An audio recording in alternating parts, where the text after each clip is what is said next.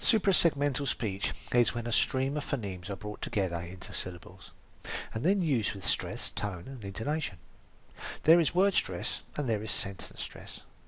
To avoid confusion between the two, Adrian Underhill breaks this down into two parts. He tells us that word stress is the emphasis on a syllable that is more or less fixed to a word. This he defines as an accent. He explains the sentence stress emphasizes a given word in an utterance by the speaker, in order to highlight the intended meaning. This he refers to as prominence. Zhang Cheng tells us that Chinese learners have difficulty with intonation patterns, and that they can place the tonic prominence on the wrong syllable, and this in turn can make them sound flat, jerky, or even sing-song to the ear. The reason for this is that in Chinese, tones are mainly used to distinguish words whose pronunciation is otherwise the same. Sentence intonation shows little variation. The problem is, incorrect prominence in a sentence can have the listener think that the conversation is about something else. This can lead to confusion and misunderstanding for both people. To help the students to discover how prominence occurs and changes, I'm going to use Cuisenaire rods to provide a visual aid for the students.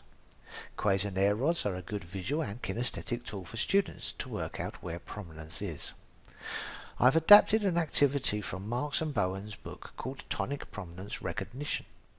The students build a sentence and place the prominence in different places, and explain on why they have put the prominence there and how the sentence has changed its meaning.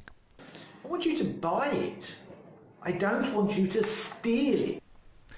This activity is based at intermediate level adult students who are approximately between 20 and 40 years old.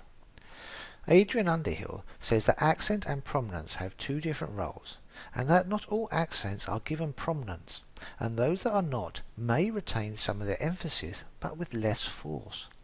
The use of different size Cuisenaire rods can help to show this to the students. Jack that book on history yesterday.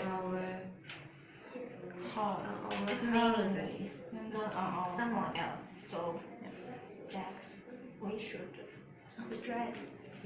I get Jack. Well, so why? Why that syllable? Not somewhere else. Yeah, so that's from Manchester. Yes, we've got somewhere else. Good.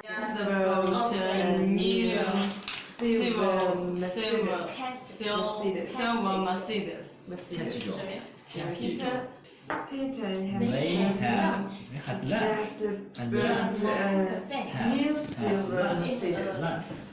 Peter has just with the street. Appointment.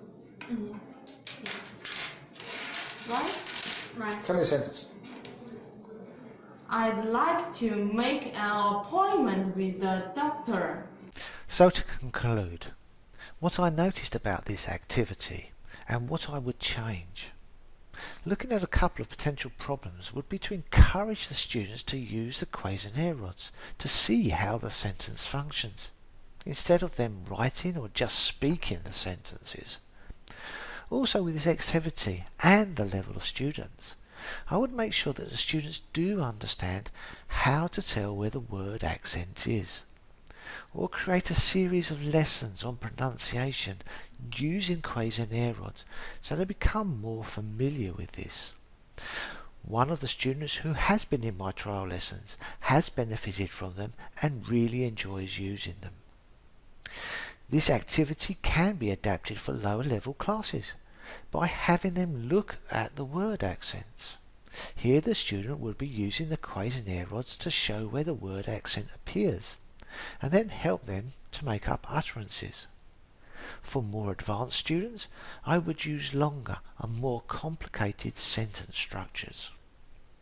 The use of Cuisenaire rods are widely used within English learning and can be used to show unstressed forms, rhythm, intonation, word order, even to tell stories. Thank you for watching. Goodbye.